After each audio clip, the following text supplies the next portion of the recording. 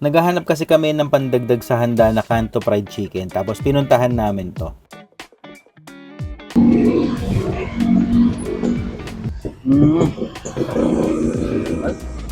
Sarap, ma'am. Ayan guys, naghahanap kasi tayo ng pandagdag natin sa handa dun sa pinuntahan nating resort. So naghanap kami ng fried chicken. Tapos naalala ko, dito sa Pandi meron nga palang dinadayo na fried chicken.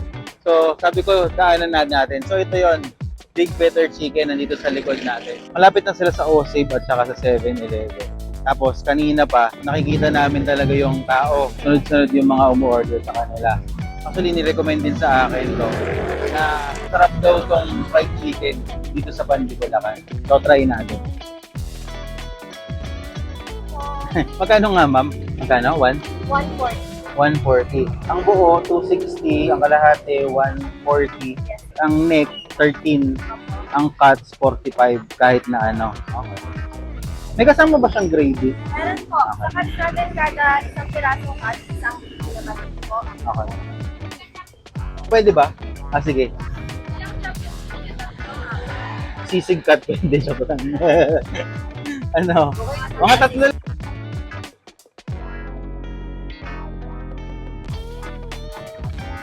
Try natin. So, pinakat muna natin siya. Tapos, so, try lang muna natin. Ito yung kanilang gravy. So, sa isang cut, merong isang gravy. So, kinuha ko Thai part para mas juicy. So, pag tinignan mo naman, makikita mo naman yung pagkakat pa lang nila. Ito yung kanilang Thai part. Try natin.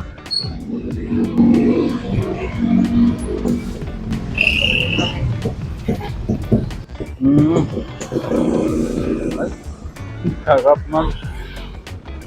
Sarap. Babalik-balikan mo. Malapit na malapit siya dun sa favorite nating fast food. Kasi yung gravy, yun na yun siya. Saka maganda yung pagkakaluto. Naka-timer.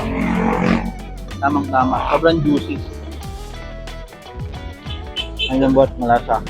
At yung gravy. Harap. Dadayuhin nga talaga.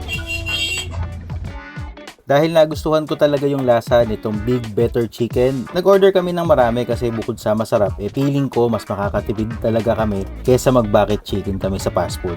Tapos nakipagkwentuhan na din ako sa owner at nalaman ko nga na sarili din nila itong recipe at gusto daw nilang ma-achieve yung sikat na fried chicken sa Saudi Arabia.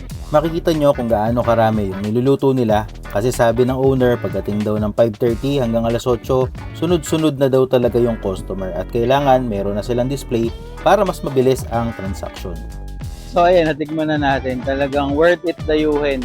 Hindi, mura lang siya, affordable. Kanto fried chicken lang yung presyo niya. Pero yung lasa, sobrang magugustuhan talaga. Babalik-balikan. So no wonder bakit napakalakas nila. Kita nyo naman yung kanilang lutuan. Kita nyo naman yung backup nila. Ang dami talaga nilang niluluto. Kasi ano pa lang ngayon, 5:30 pa lang. Kumbaga pasimula pa lang ng mga tao. Pero mamaya daw marami ng tao yung pipila dito. Kaya sobrang dami na nilang pinabackup na rin. Ito yung binili natin sa Big Better Chicken dito sa Poblacion, Pandi, Bulacan. O kung makikita nyo, napakalaki. So ito ay 15 pieces na cuts tapos isang whole. Wala pa tong 800 o 900 pesos. Meron ka ng ganito karaming chicken. So perfect na to para sa mga handaan nyo. Ayan o, chicken neck. Ayan, ito yung mga gusto ko kasi mahilig ako sa balat. Wala pa itong gravy. Harap. Kahit walang gravy pwede. Lalo na kapag may gravy. Pagka nag-crave kayo ng fried chicken, highly recommended. Sobrang sarap. Sobrang nagustuhan ko. Big Better Chicken dito sa Pandi, Bulacan.